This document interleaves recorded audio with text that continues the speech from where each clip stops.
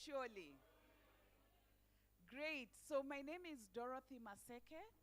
I work for FSD Africa and I lead the secretariat at the African Natural Capital Alliance.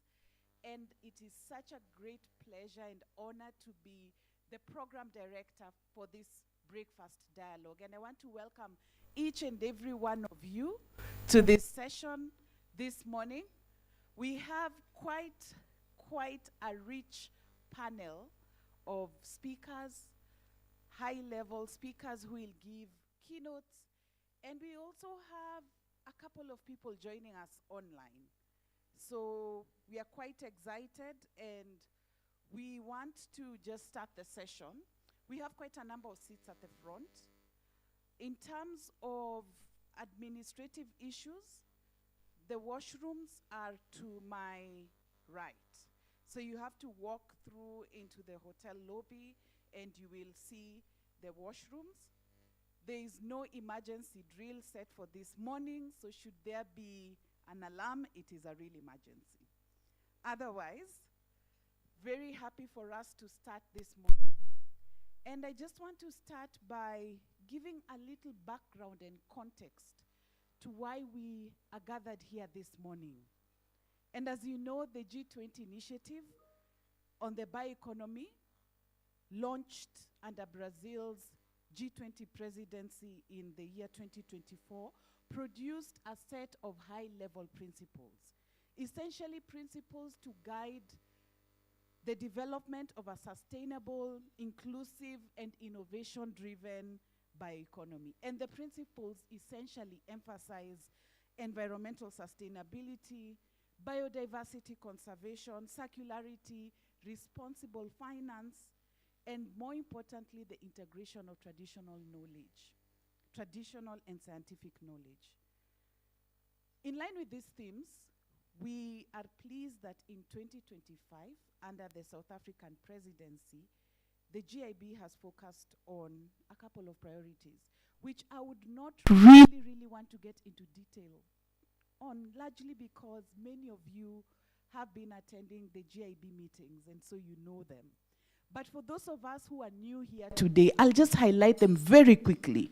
1, establishing global bioeconomy standards and metrics. 2, examining the common needs, opportunities, and challenges in bioeconomy development support in an African context. 3, financing the bioeconomy. And 4, framing a platform for delivering on bioeconomy developments in Africa. I do remember we gathered in this very same room, if not this side of the hotel, a couple of months back. And in that session, we had an interesting and very inspiring session where Brazil handed over the Bioeconomy Initiative officially to South Africa, a couple of months back. And therefore today, we are happy to see that this initiative that has been drawn into South Africa's presidency aims to harness renewable biological resources to foster economic growth that is socially inclusive, environmentally sustainable, and technologically advanced. So why are we gathered here today? We have convened as champions. I know Ben yesterday called us, a number of us who are at the dinner, he called us the friends and the champions. We are here to convene champions of Africa's bioeconomy to identify and share practical, high-impact opportunities for translating all these concepts that we have been discussing over the past 3 meetings into action, with a specific focus on safeguarding biodiversity for what we all hope for, a sustainable bioeconomy. And so we expect to draw discussions and inputs from this dialogue today, hearing our keynote speakers map for us, 1, a reminder of the journey where we have come from, but more importantly, where we are going. And so, ladies and gentlemen, if you think about the key themes that we want to cover today, We want to cover how to drive collaborative implementation of the GBF. We want to speak about science, technology, and innovation for Africa's bioeconomy. We want to understand how to finance this inclusive bioeconomy. We want to think through the social inclusion aspects and equity in bioeconomy transitions. And we want to discuss the standards and metrics for implementation and accountability as we advance African-led approaches to tracking bioeconomy progress aligned with the 10 high-level principles that we spoke of earlier. And so, ladies and gentlemen, it is my absolute pleasure and honor to welcome each and every one of you. And as I start, I'd like to welcome Ms. Flora Mokholoa, the Deputy Director General of the Department of Forestry, Fisheries, and Environment. I have done a horrible job at pronouncing her name, yet I've practiced that name 4 times. I am very sorry, Madam Flora. Welcome. Thank you. Thank you very much, Dorothy. I said to Dorothy, if you can say Chloe, you can say Chloa, because I know a lot of people battle with the end of my surname. So my name is Motlharo Flora Mokhotla, and I know you won't forget my first name. I am head of branch. There's someone online with the mic on? I can talk now. Okay, thank you very much. So, as I indicated, I'm head of branch for biodiversity and conservation in the Department of Forestry, Fisheries, and the Environment. Esteemed members of the G20 initiative on bioeconomy, knowledge partners, I'm also recognizing our colleagues from the United Nations Development Program, Dr. Maxwell Gonera, sitting at the back, and Ms. Meseret from UNEP. We also have a representative from the UNEP Nairobi office also. Distinguished guests, ladies and gentlemen, I welcome you today to the Breakfast Dialogue, Strategic Partnerships for Africa's Bioeconomy, a G20 legacy initiative.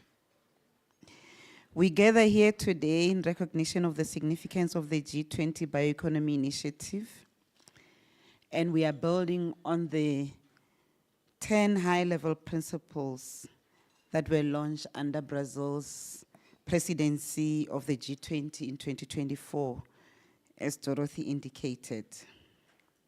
South Africa's presidency of the G20 in 2025 marks a historic moment, as it is the first time.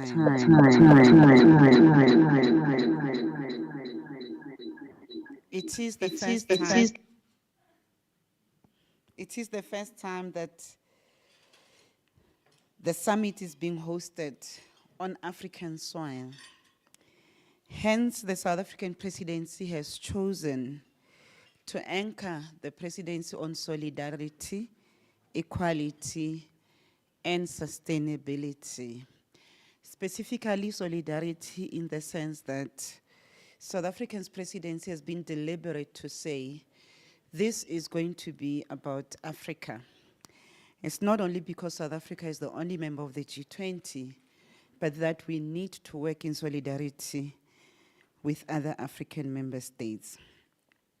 This milestone carries deep significance for the biodiversity agenda. It places South Africa's voices and priorities at the center of global economic and environmental discourse.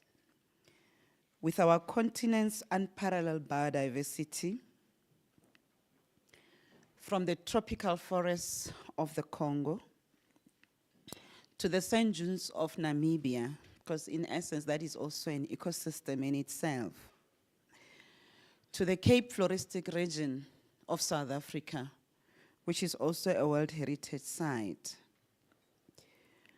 we have to recognize that Africa has got a very rich natural heritage. Added to that, Africa also has rich traditional knowledge and, of course, a growing bioeconomy. South Africa's leadership provides a unique opportunity to champion models that link conservation, sustainable use, and inclusive growth. Inclusive growth has also been chosen as one of the priorities for the 7th administration of the South African government. It is not only about representing Africa, but about shaping a global economy that reflects the realities, innovations, and aspirations of the Global South. As South Africa assumes the hosting of the 2025 G20 presidency, we reaffirm our commitment to advancing these priorities and ensuring that bioeconomy remains a driver of inclusive and sustainable development. Our continent, Africa, occupies a very unique position, especially in this dialogue. As a mega-diverse continent, we are custodian of some of the world's richest natural capital, as I indicated earlier on. By the way, we are home to some of the largest protected areas. I think the largest protected area is the Julius Nyerere National Park in Tanzania. Here in South Africa, as you know, we do have the Kruger National Park on the eastern seaboard of South Africa. That's just but part of our rich natural capital. Our traditional knowledge system provides tested, innovative solutions rooted in centuries of practices. Not far from here in Sandton, we are hosting the second Africa Biotrade Festival, where we are being exposed to the many opportunities that lie in natural resources, whether it's applications in medicine, in health, in hygiene, etc. And it's quite interesting the type of debates that are going there. Last night, we signed a very historic agreement between the South African Honey Bush Tea Association with the Sand Council of South Africa and the Co-Sand Council. And that agreement signifies the realization of partnerships, the acknowledgement and recognition of indigenous knowledge system, ensuring that knowledge holders also benefit from our rich natural resources also. But at the heart of it is also about conservation and sustainable use. Because the traditional methods and systems that are used by the Khoi and San community to harvest honey bush and the knowledge that they have about the benefits of honey bush is something that we will take across the globe and ensure that we share in that rich knowledge also. Further, that we hold immense opportunities to align biodiversity conservation, sustainable use, and inclusive economic growth in ways that benefit both people and the planet. We are very deliberate as the South African government in terms of ensuring that nature and people thrive in respect of our policy around conservation in South Africa. Drawing from the sector situation analysis completed by the Southern African Development Community Secretariat, the wildlife-based economy already contributes an estimated $31.5 billion US dollars to the South African development community, to the region's gross domestic product. That is about 4.6% of total GDP. South Africa alone contributes close to 9.5 billion US dollars, followed by the Democratic Republic of Congo at 7.7 billion US dollars, and Tanzania at 3.3 billion US dollars. The sectors underpinning this growth are diverse. This includes ecotourism, which ranks among the top 3 GDP contributors in many SADC member states and elsewhere across the continent. Traditional medicine, with over 6,000 plant species used for healing and traded across the continent. Pharmaceuticals and bioprospecting, where products such as baobab, marula, and rooibos have become globally recognized and generate millions in trade. If you have time tomorrow, you can go via Sandton Convention Center and you see some of these products that we are talking about and possibly maybe buy and take some with home. Scaling impact requires partnerships between governments, private sector, indigenous peoples and local communities, traditional healers, traditional leaders, financial institutions, research and international organizations. Today's discussions will focus on the following: driving biodiversity positive business models, strengthening science, technology and innovation while elevating the role of traditional knowledge. In South Africa, in our white paper, we are deliberate about recognizing that it's not only about the science, it's also about indigenous knowledge, because that is the kind of knowledge, in most instances, it's not even recorded, but it is a very critical component of biodiversity management. The discussions will also focus on unlocking innovative financing mechanism for Africa's bioeconomy. And we are well aware that within the space of the global biodiversity framework, the issue of where the money is going to come from to implement the GBF has been quite critical. But here lies an opportunity in the bioeconomy space that we can unlock those resources that can advance Africa's aspirations. Further, the discussions will follow on ensuring inclusion, gender equality, and youth participation at every step. The discussions will also focus on developing standards and accountability matrix to track and sustain progress, because if we can't have standards and metrics, how then can we manage if we can't measure what we are doing?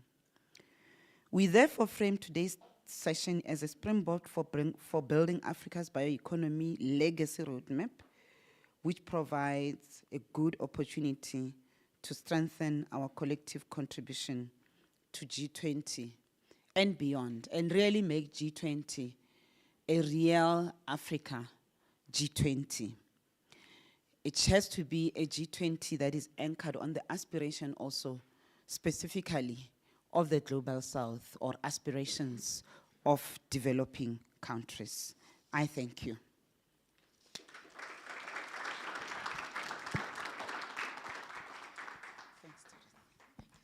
Thank you very much, Madam Flora, and I'll stick to the name Flora, beautiful name.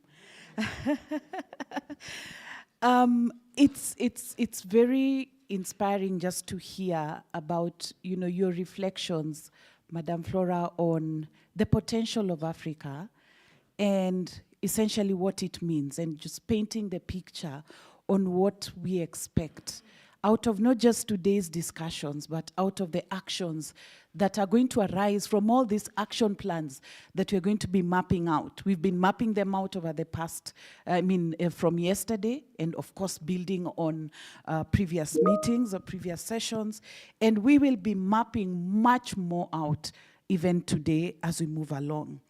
It's always important to remember where you have come from. And we're going to have the next session of speakers reminding us about the past. It's important to know where you're coming from. Letting us know about the present, and speaking about the future of G20 initiative on the bioeconomy. And so we will hear some reflections from Brazil and from South Africa. And I want to start by welcoming Daniel Lodetti from Brazil. I saw him here. Please welcome him with a clap. Thank you. Thank you so much. It's not easy to talk about after just a inspiring speech from Madam Flora. Thank you. Dear colleagues, good morning. As we mentioned yesterday, for the first time in history, bioeconomy has been chosen as one of the official key topics for Climate COP. with the opening of the 2 days of COP30 being dedicated thematic days on bioeconomy. But we have more, and I want to talk about it with you today. It's my honor to present the Bioeconomy Challenge, a Brazilian initiative for COP30 that builds on the legacy of the GIB. The main goal of this initiative is to translate the 10 high-level principles of the bioeconomy into concrete actions that directly support the implementation of countries' NDCs and BSAPs, as well as the broader Rio Conventions. The Bioeconomy Challenge is part of the Solution Acceleration Plan within the framework of Action Agenda Go, Bioeconomy and Biotechnology. It is a 3-year plan to be officially launched at COP30, and it's designed with international and multi-stakeholder governance. Its mission is to deliver tangible solutions to 3 critical global gaps in the bioeconomy. First, the absence of clear metrics, one of being discussed this year in South Africa. Second, the lack of financial mechanisms that effectively reach local territories, especially the so-called social bioeconomy. And third, the insufficiency of public policies and regulatory frameworks. At this moment, the Brazilian government, together with partners, organizations that form the activation group of the COP30 presidency, is developing the structure of the Bioeconomy Challenge platform. We warmly welcome contributions from initiatives interested in engaging with this effort. And it can be government, civil society, academia, private sectors, all of them. Because, as we say, this is the COP of implementation. And implementation is not only from the government, it's also from the society in general. On October 1st, we will hold an online workshop open to interested stakeholders to present a proposal and discuss possible structures in preparation for its official launch during COP30. Furthermore, during the conference, we will host thematic roundtables focused on metrics, financing, and policy frameworks. We cordially invite all countries, all organizations here, and of course, others that are not here also, to join this process. Brazil believes that through the Bioeconomy Challenge, we can foster an international environment of cooperation that turns principles into tangible outcomes, driving innovation, inclusion, and sustainability, and advancing a fair and a more effective global bioeconomy. I hope to say that correctly. Siyabonga kakulu. Thank you. Thank you. Thank you, Daniel. You've said it very correctly, right? Right? Thank you for reminding us and just that invitation on the Bioeconomy Challenge. And we are looking forward to COP30. And in that particular theme, just welcoming Ben Durham, South African government to, oh yes, he's here. I was looking at you from, welcome. Thank you so much, Dorothy. Just a South African perspective on the bioeconomy. You've heard my voice way too much already, so I will be short. The reason why we are here and the reason why the COP is doing its things, the reason why there is so much interest is being in part driven by the climate change crisis that we're in, the biodiversity loss, the unsustainable development. So we're here with a specific purpose. And we know that across the G20 there are many different work streams, and they are all focusing on, well, not all, there are many work streams that are focusing on these challenges that humanity is facing. And they are doing some critical things like targeting the reduction of carbon emissions and increasing land for conservation, amongst many other items. These are really important components, but the point that I want to make is the G20 Bioeconomy Initiative addresses the root causes. And we have a classical economic model, if we can call it that, that needs to be transformed into something that emphasizes sustainability and equitability, amongst other things, and supports and drives and encourages the private sector, not only the public sector, to invest. And ultimately what we're looking for is an economic model where sustainability and equality are valued as much as wealth today. So in my view, the bioeconomy is inevitable. It is happening. We heard yesterday from Professor Deborah Roberts, a former co-chair of the IPCC, talking about us exceeding the 1.5 degree scenario, which has not necessarily catastrophic implications for humanity, but it does have severe and profound impacts for the planet that we live on, and there will be severe and substantial impacts to humanity. So the bioeconomy is inevitable. We just need to make sure that the world wakes up to this potential of the bioeconomy in time to make a difference. So the challenge that we have, in addition to Brazil's challenge for finding an implementation platform, which we will also be talking to today, is just how quickly we can respond and to what kind of quantum of impact. Thank you.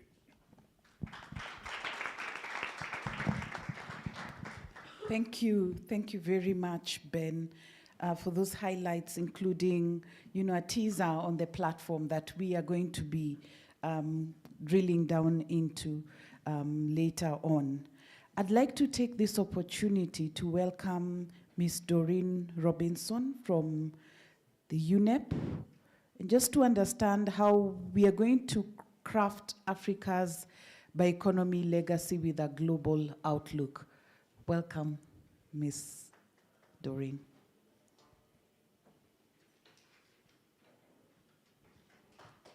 Yes, thank you. Thank you so much. Daniel, I have to say, I'm impressed with your ability to read from your little phone. My font is much bigger. Thank you so much. My hope is my keynote will aid in your digestion. So Deputy Director General, Chief Director, G20 delegates past, present, and future, and also many, many old friends in this room. Thank you for giving me the chance to speak. UNEP thanks all the G20 presidencies that have promoted and worked hard to maintain the GIB. It is in fora like this that we must celebrate the potential of nature to solve many global problems we are facing and take stock of the steps towards a truly nature-positive future. I want to start on a simple premise. Biodiversity is a driver of transformation. It is not an add-on. Over 44 trillion, more than half of the global GDP depends on nature and its services. We all know that number. Global sales of pharmaceuticals derived from natural sources, estimated at 75 billion annually. In agriculture and food production alone, protecting biodiversity can unlock up to 4.5 trillion in new business opportunities by the year 2030. Ignoring these numbers undermines economies and risks systemic shocks. The cost of inaction is not only ecological, but also social and economic. It is a missed development opportunity. The bioeconomy flips the narrative. Investing in biodiversity secures jobs, markets, health, food security, biodiversity protection, and resilience simultaneously. Africa, with its mega diversity that we just heard about, can lead by showing how nature-centered economies deliver prosperity in an inclusive way for all its people, but of course not just in Africa. Bioeconomy creates dividends across economy, society, and nature. We've heard a lot in the last 2 days and over the many months and years about the economic dividends, from pharmaceuticals to agriculture, the social dividends. Restoration and biodiversity use already support millions of livelihoods, Community-based value chains, many of them right here in this country, marula, shea, essential oils, show how traditional knowledge and technology together build prosperity. In Southern Africa, community partnerships around marula, for example, and other essential oils have shown how traditional knowledge, science, and standards can open up international markets, support rural livelihoods, and conserve biodiversity in equitable ways. As highlighted by the World Economic Forum's Nature Action Agenda, nature-positive business models offer cost-effective, environmentally sustainable jobs that are resilient to automation and can revitalize rural economies. Economic dividends are equally as strong. Restoration strengthens water, soil, and climate resilience. In the United States, the restoration economy already generates more jobs than many extractive industries. Similar opportunities exist in Africa, where restoring degraded lands can create sustainable jobs while improving water and soil. Later this afternoon, you'll hear a little bit about a project we have just on the restoration economy here in South Africa. In short, one investment delivers multiple wins. Technology and innovation amplify the value of nature. Advances in biotech, digital tools, and monitoring systems expand markets for bioproducts such as biopesticides, biofertilizers, biostimulants, and compostable plastics. In Latin America, agriculture and food waste is being converted into compostable bioplastics, reducing dependency on fossil fuel-based plastics, pollution, and opening up entirely new industries. Technology is revolutionizing how we collect, store, and manage biological materials, including genetic resources, while promoting the benefits of sustainable use of traditional knowledge and facilitating equitable benefit sharing with indigenous peoples and local communities, the very stewards of nature.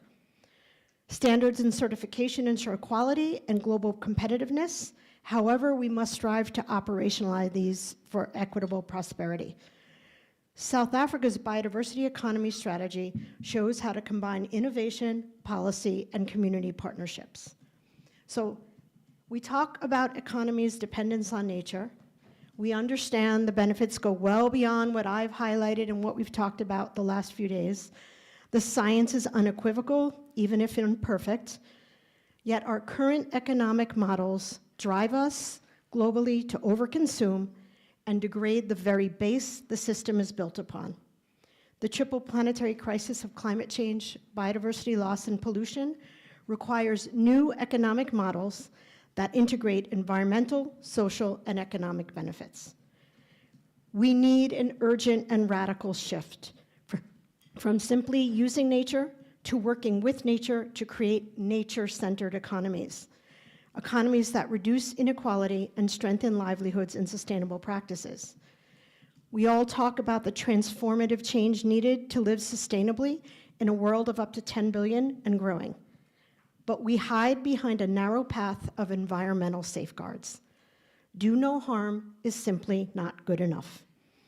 A product and sectoral value chain approach is also insufficient. A truly systemic approach to bioeconomy is needed.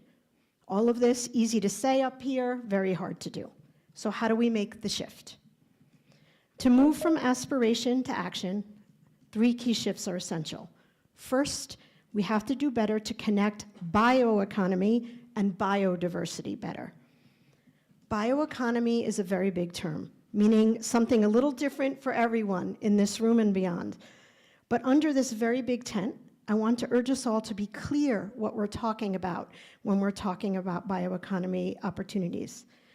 We need to know what's in, what's out, and most importantly, what we're measuring for success. Reducing greenhouse gases is essential, but it does not meet our collective global environment commitments.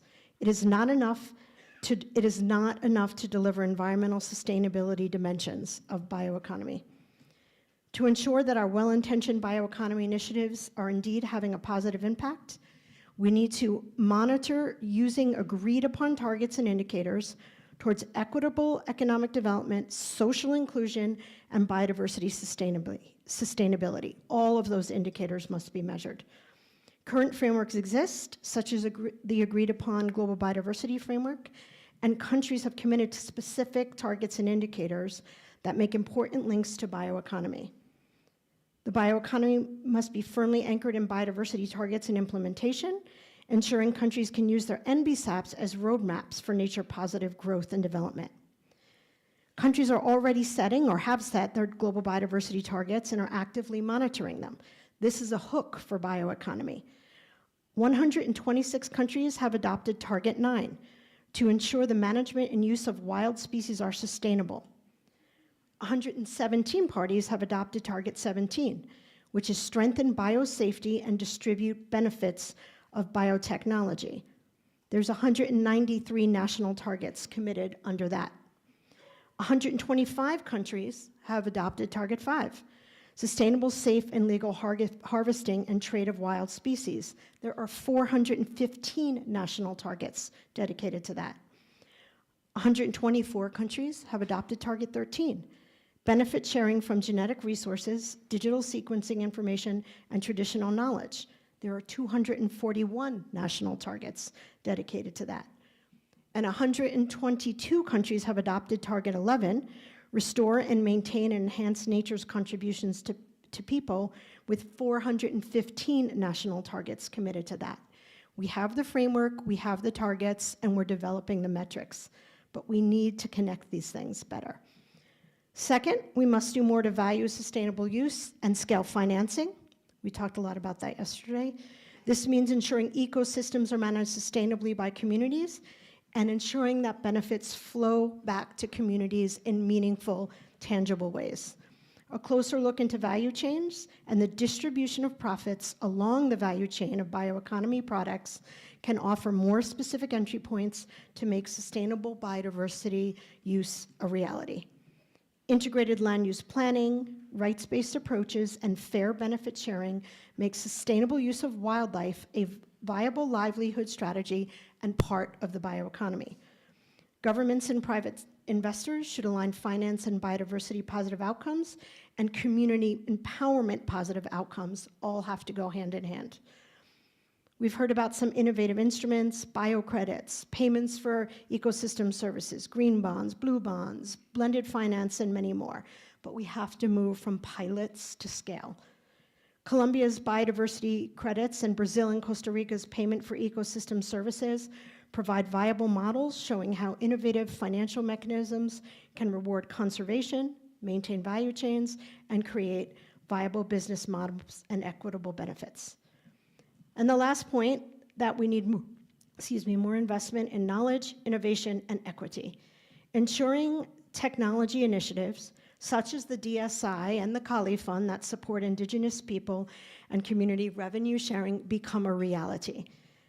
We need to facilitate the integration of Indigenous knowledge in traditional science in much more tangible ways globally. And of course, we must prioritize gender equality, youth engagement, disability inclusion, and participatory governance to make bioeconomies inclusive. From wildlife economy, the big tent I was talking about, to biodiversity economy, to bioeconomy, it is essential to build a common narrative and to ensure that all three pillars of sustainability are fully included. The challenge is not whether to act, but how fast we can move. If we miss it, we miss the future. If we grab it, we have built our sustainable future together. Thank you.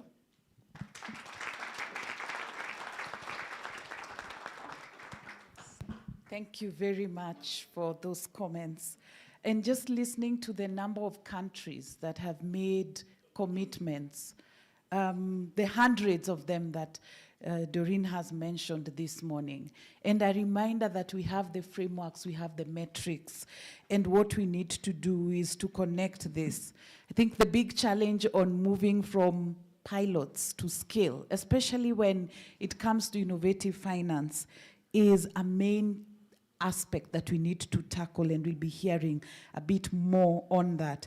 In addition to, of course, the reminder on the importance of indigenous knowledge and systems when it comes to including building a common narrative on the three aspects that Doreen has covered.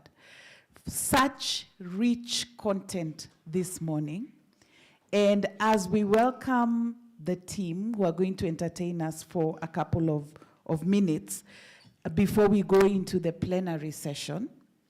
Just a reminder on the key aspects that have been covered this morning. Madam Flora, yes, I can see you're still here. Thank you for staying with us. That building Africa's bioeconomy legacy means strengthening our contribution to the G20 and beyond and making it a real Africa G20 anchored on the aspirations of the global south and developing countries. Daniel, your reminder that for the very first time, the G20 is taking center stage at a climate COP. And then your comments on the fact that the bioeconomy is inevitable, it's happening.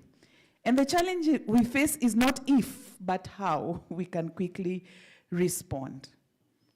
I just want to ask that each and every one of us reflects on our roles and the things that we need to do to actually turn what we are speaking of and what we are mapping and the roadmaps and the action plans and all these commitments into action. And so without further ado, let me first welcome Prashanti, who has, of course, played a key role in putting us and bringing us together this morning. As she comes on stage, please, hands of applause to Prashanti.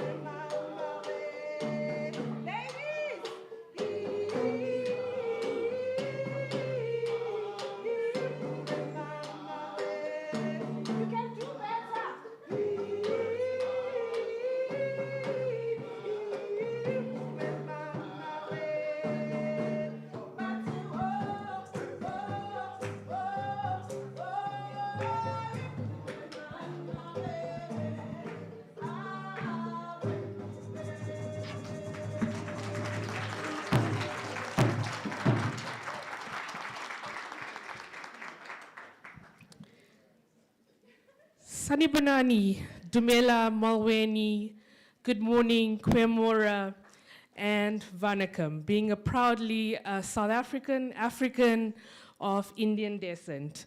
A very good morning to our distinguished guests. As my colleague mentioned and emphasized yesterday, family of the biodiversity economy or bioeconomy, it is an absolute delight to have each and every one of you here today.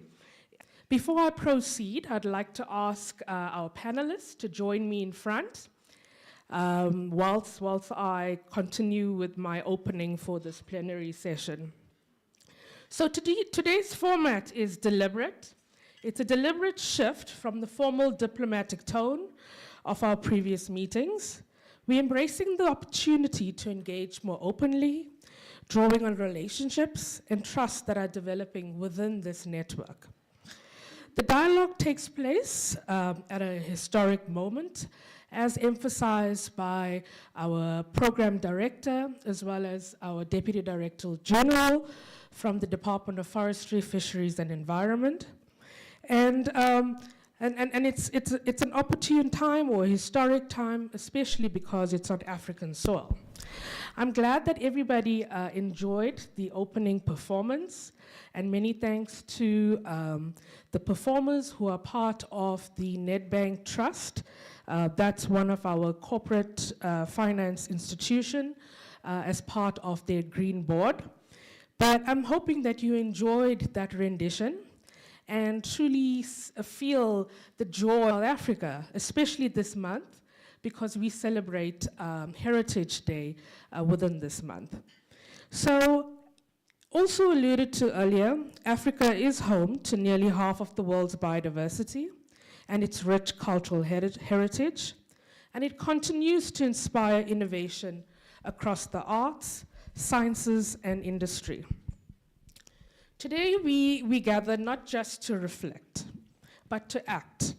It is an opportune time to scale innovation in the spirit of Ubuntu, through community, harmony, and a shared purpose.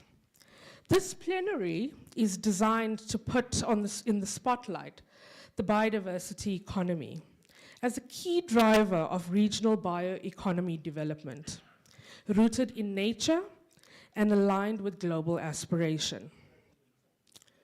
I'm joined today by an esteemed panel of leaders from institutions that have made significant strides in shaping the bioeconomy. As a collective, we will explore how Africa can craft a legacy that is inclusive, sustainable, and globally relevant. In line with the G20 bioeconomy principles and initiatives emanating from the G20 Initiative on Bioeconomy priority areas, and in summary, the first one focused on profiling case studies from Africa. The second priority area is financing the bioeconomies. The third a priority area of the GIB delved into metrics and sustainability standards to manage and sustainably grow the bioeconomy. And this third meeting takes a deep dive into establishing a global bioeconomy platform. So in line with that, today's plenary will delve into, but not limited to just this morning's dialogue.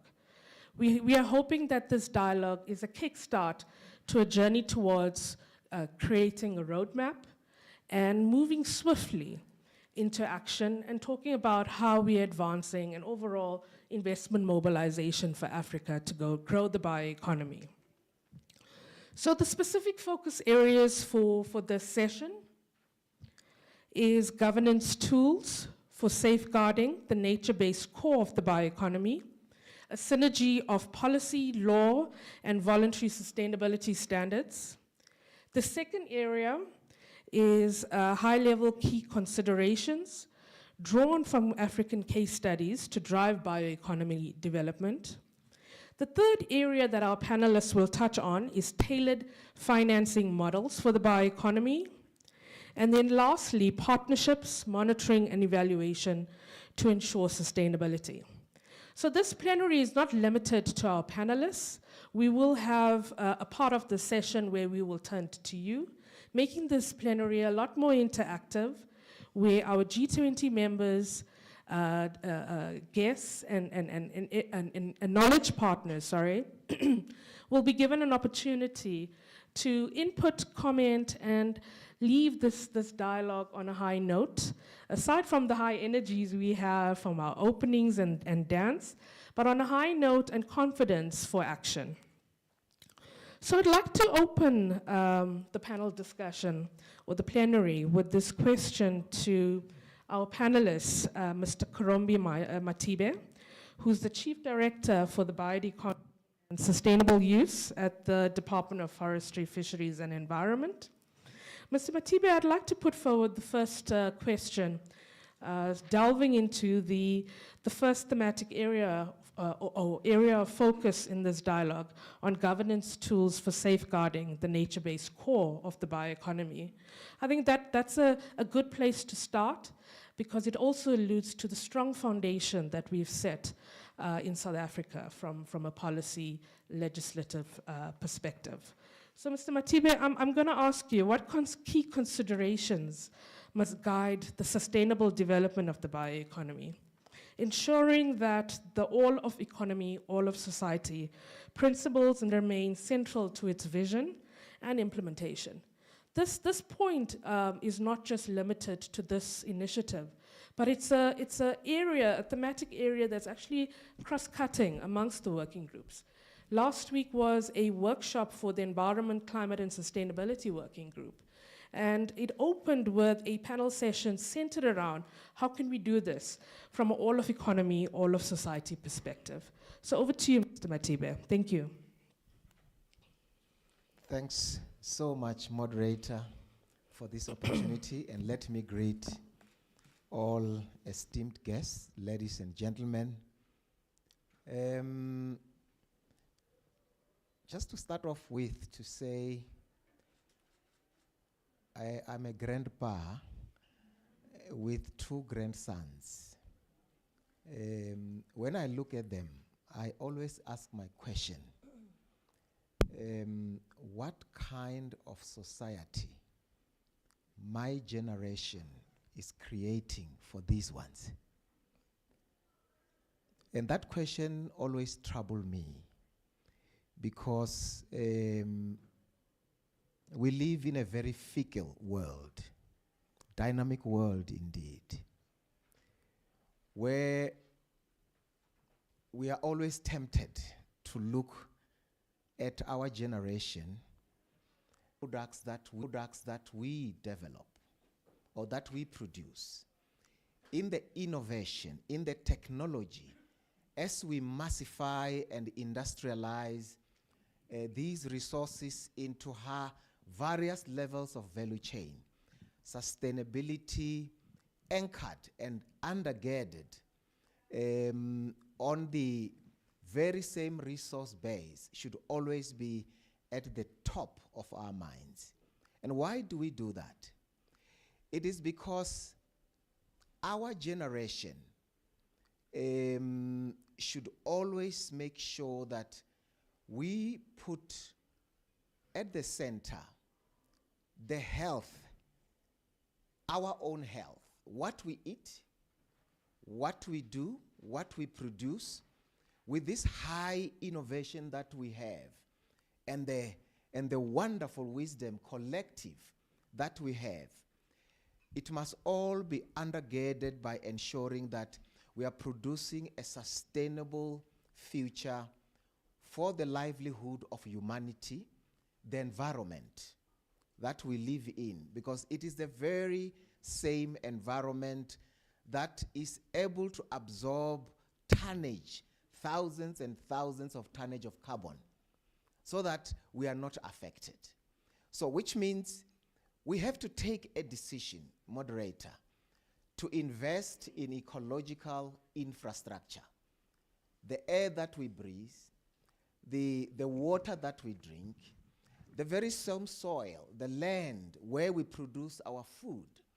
If we contaminate our land, we contaminate our system, our body will be a moving cancerous system walking in this earth. And what about the future generation? What about my grandkids, my grandsons? So every time we think about it, how do we make sure? And how do we do that? We make sure that at a governance, at a policy level, there must be such policy, regulatory instruments and legislative instruments that are making sure we support the innovation that our private sector drive, but at the same time ensuring that we don't become a highly consumerative world that doesn't understand sustainability, as if the world and the whole world stops with the generation. Thank you. Thank you so much, Mr. Matibe.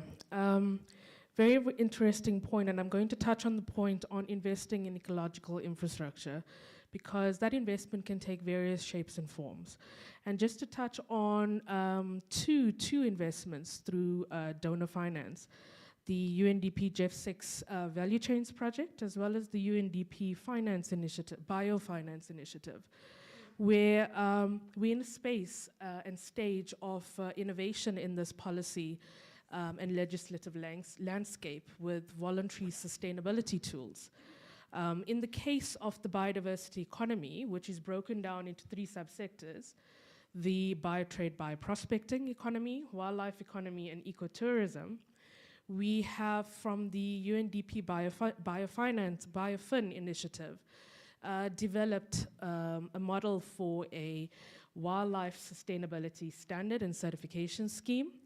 And on the other hand, for the biotrade bioprospecting sector, investment from the UNDP GEF6 portfolio, we have also conceptualized and in the test phase for a conservation and sustainable use charter, biotrade charter. So these are some of the other sustainability tools that we are developing, expanding the scope of having policy, law, as well as more what can I say, enabling and participatory, inclusive tools now in the voluntary sustainability space. So thank you for that, Mr. Matibe. And being a millennial, I definitely put my hand up to take the baton from you to ensure that your grandchildren do indeed have that sustainable future. Now I'm going to turn to Mr. Rick Loyinga. Thank you, Rick, all the way from the Netherlands, who is the Executive Director of the Union for Ethical Biotrade. And since its creation in the year 2008, and Rick is an expert in the ethical sourcing of ingredients from biodiversity in support of the objectives of the Convention of Biological Diversity. So Rick, knowing that UEBT and voluntary sustainability standards work very close to the UNCTAD principles for biotrade, works closely with companies pioneering bioeconomy practices. Based on your experience, what does What does a thriving bioeconomy in Africa mean and require? Over to you, Rick. Yes, yes. Thank you. Now, good morning, everybody, and thank you so much, Prashanti, for inviting me. I'm representing UBT, a platform of over 200 companies that promotes sourcing with respect for people and biodiversity. We work with companies along the supply chain, including supply chains here in Africa. And yes, we are trying to put the bioeconomy into practice. And to your question, I think I would like to make 2 points for the bioeconomy in Africa to be sustainable. And I think one is the importance of the inclusion of private sector, so that the private sector really embraces the bioeconomy concept. And the second is the inclusion of standards as basically as multi-party organizations that bring in practices to bring the bioeconomy into practice. And I'm not sure if you know, but if you look at any sustainability standard, at the core of a lot of the sustainability standards are international rules and guidance. So, for example, if you take the ILO core principles, any sustainability standard will refer to those principles and to the national laws that then implement them. And so, what we need for the bioeconomy and for business to really embrace the bioeconomy is similar, clear guidance of what the bioeconomy means. And so the bioeconomy principles that the G20 developed are super important. The work that South Africa is doing on metrics is important. But we really need this as global recognized metrics so that we can all include those in the standards that we're working with, and the private sector can follow that. So really important for the African private sector to be involved, and maybe making a bridge to the presentation from Brazil. One thing that is happening right now in Brazil in the running up to the COP30 is that the Brazilian Federation of Industries has created a bioeconomy working group.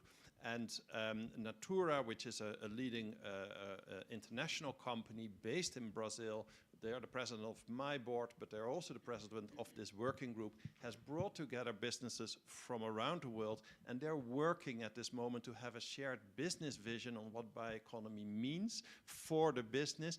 And I think one of the things that they're really looking at, and I wrote this down, is to basically kind of have a vision of bioeconomy and to promote it as a transition to regenerative land use, circular production systems, and community-centered value creation.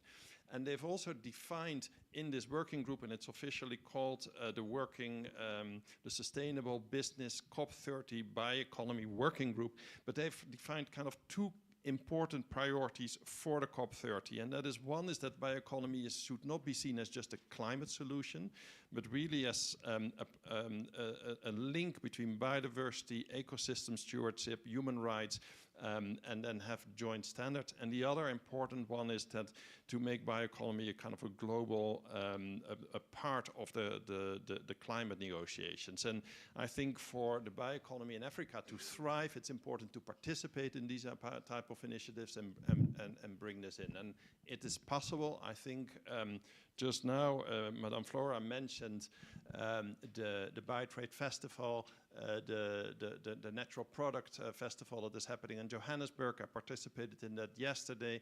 There's about 200 local African SMEs working with African indigenous products that are really kind of making the bioeconomy alive. And we ourselves are working, for example, with Honeybush and Buchu and Rooibos. And these are excellent examples of what a bioeconomy could mean in practice.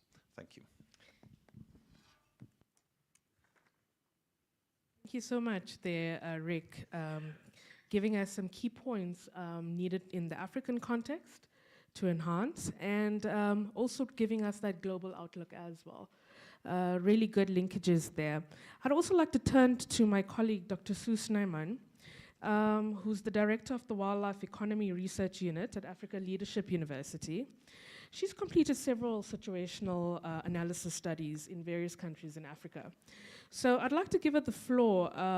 And Sue, just to give us some insight, what have been identified as the main priority sectors in SADC? And what is needed to support the unlocking and growing of the businesses or priority sectors in line with the G20 high-level principles? I'm asking this question because Rick just mentioned, we're currently having the Africa Biotrade Festival in Sandton within this province. So it's a nice opportunity to be able to go and see. It will be open to the general public tomorrow. But Rick did mention that we have an exhibition or a trade fair also, in other words, with a variety of businesses. Business sizes can vary. And what is of particular interest, and there's various support mechanisms locally and internationally to help businesses that are micro to small to transition to medium-sized businesses. So your guidance here, Sue, from your various studies will be very useful in looking at this from various angles. Growing the bioeconomy from a value chain development, looking at it from a entrepreneurship life cycle, as well as putting at the forefront conservation and sustainable use. So over to you, Sue. Thanks very much, Prashanthi. Good morning, everyone. So the research that we've been doing together with Nature Finance as well and a number of other colleagues really across the Southern African development community highlighted agriculture as one of the main sectors, and then biodiversity economy and biotechnology and bioenergy. And just from a conservation development alignment perspective, the biodiversity economy obviously highlighted as a critical sector, especially in the Southern African development community. And I think Doreen mentioned it as well. We really need to change this narrative about conservation, that conservation and development are mutually exclusive, because they are not. And they really can be aligned. And I think especially in Africa and South America and a number of the developing countries, this notion of protecting nature from people needs to change to protecting nature for people. And I think that's been the common thread in these conversations is, how do we, change that narrative very much. And the biodiversity economy really does provide a way forward, even as a financing mechanism itself, because it creates these economies. And as you mentioned, the entrepreneurship, the value chains related to that are extensive, and if managed sustainably, can really make a difference in terms of actually financing the conservation and that natural infrastructure that we talked about that is the base of the bioeconomy. And it has shown as well that the biodiversity economy can be very community-centered and focused and can offer equitable benefit sharing, and is a key mechanism in the community-based natural resource management. And we've seen numerous successful case studies of that in South Africa, Zimbabwe, Zambia, Botswana, Namibia, Kenya, Ghana. And so I think ensuring that there is that local community involvement, engagement in this biodiversity economy can really have this conservation development alignment. And I think that South Africa, it's been mentioned the National Biodiversity Economy Strategy is the only country in the world that has been progressive enough to establish a strategy at a national level to align this conservation and development. And I think that enabling environment is one of those key factors that we need to unlock the biodiversity economy within the broader bioeconomy. And other areas are this coordinated regional approach to de-risk investment. So we talked a lot about that yesterday, to encourage these private capital flows into the biodiversity economy and, again, the broader bioeconomy. And that's obviously where the African Bioeconomy Finance Hub, which Julie will be referring to as well, is so important. And then the regulatory frameworks and coordinated policy, including specifically to grow local, national, and regional trade, which we talked about yesterday. And I think that has also come up, this coordinated policy process, and then the capacity building related to that. It's very clear that this north-south learning and sharing of experiences is going to be critical in this unlocking process. And just what has come up in the different platforms that I've been engaged in over the last few weeks is this real need for a glossary of terms related to biodiversity-based economies. Because often we are talking about the same thing but calling it something different. And sometimes we're talking about different things but calling it the same thing. And so I think I would really call on the G20 to encourage this development of a glossary of terms that are agreed upon and understood so that we are all speaking the same language and, you know, aiming in the same direction. And then data and monitoring, which Marta will look at. We all know you can't manage what you don't measure and can't measure, and that is going to be critical in the unlocking and also the adaptation and monitoring and evaluation. If we are to ensure the future for Mr. Matiba's grandchildren, we are going to have to monitor and evaluate and reassess and adapt, because as we learned yesterday from the plenary note, you know, adaptation is going to be key. And then just finally to end off, the collaboration and partnerships. We hear, I think every speaker has mentioned it. It is going to be critical, and I think we look at the world in the news today and there's more and more divergence, and I think we need to really be a driving force in this bioeconomy space to change that to collaboration and partnerships. And to end with a very famous San quote, you know, if you want to go fast, go alone, and if you want to go far, go together. So I call upon all of us to go together.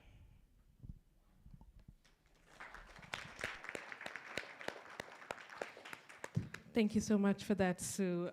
You know, touching on one of the points that you started off with, actually the bioeconomy is building, it's actually scaling the sustainable livelihoods methodology, as well as community-based natural resource management, CBNRM. So thank you for bringing that point in, because that way of doing grassroots innovation is an integrated approach.